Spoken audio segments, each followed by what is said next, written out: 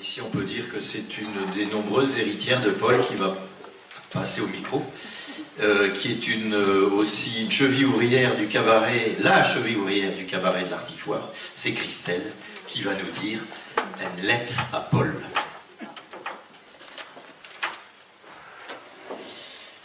Me vlachis pas devant terre pour cimetière d'Olin pour m'y te lire une lettre que j'avoue tellement voulu te lire en face. Mais ben, j'ai un saint.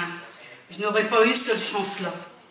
Alors, pour tes 50 ans que tu auras eu cette année, et pour les 50 ans de l'Artifoire, me vlachis pas devant toi. Allez, j'y vais.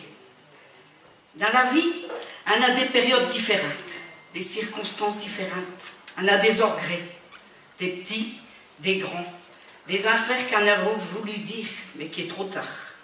Des affaires qu'on a voulu faire, mais pour ça aussi est trop tard. Enfin, des orgues. Mais, un de mes plus grands orgues, c'est de ne pas avoir eu de chance de te connaître, et de partager de grandes expériences de l'écriture d'un aussi bio parlage, et de partager aussi tes savoirs, tes sciences, et de poésie, tes connaissances des gens de mon village. Ouais, pour moi, c'est un grand orgueil. Ma sœur que je t'ai connue quand j'étais au Coravon et que j'ai allé dans le stand de mon pépère Édouard, le graveur de Pierre, et qui était un des premiers artisans à l'Artifoire. Je te rouais de chaud, avec des yeux d'enfant, canté de le pontin avec nos vedettes locales. Et je n'ai pas eu l'occasion de te parler et de te raconter. J'aurais autant voulu que tu me dises ce que tu penses de mes histoires vraies inventées. Ah ouais, je suis un regret. Alors, Alfeo, je rêve. Je rêve que j'aurais été avec toi dans les magasins des anciens du village pour noter les 6000 mots de vocabulaire que tu as rassemblés pour faire un lexique picard. Je rêve que j'aurais été un assistant pour taper tes dits du KE1 dans la Gazette du dimanche. Je rêve que j'aurais été à un atelier de l'enquête culture régionale de le Mazin de la Culture, puisque tu es animateur. Mais pour ça, j'ai tout de même bras main de chance, parce que j'y suis, et j'ai le successeur Bruno Delmotte qui est à te plache. Et si tu le veux, je suis sûre que tu es fier de tout ce qui fait tout l'an de l'année, pour ce l'atelier soit une véritable inspiration pour tous les auteurs de la région, et pour moi, un premier. Je rêve que j'aurais pu traviser, faire le cahier avec les 50 l'océan pour parler comme ici.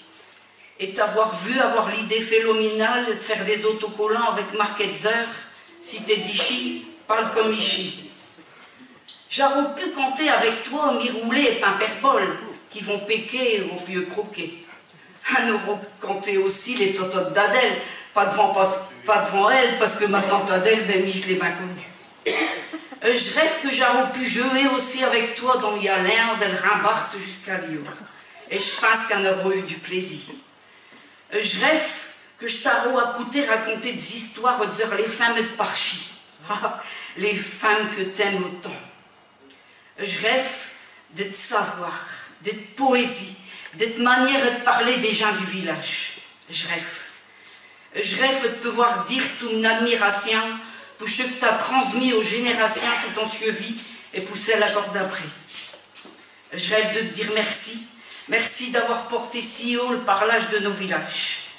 Alors pour tes 50 ans, mille et le petit fil d'Olin, qui n'a pas eu la chance de partager tout ça avec toi, je veux le aujourd'hui, chi, pas devant de dernière demeure, et te tirer une capio, et suis sûr que du ce que t'es aujourd'hui, t'écris accord, et tout dit, des mots qui font vibrer l'âme. Mille faux merci, merci et grosse blesse.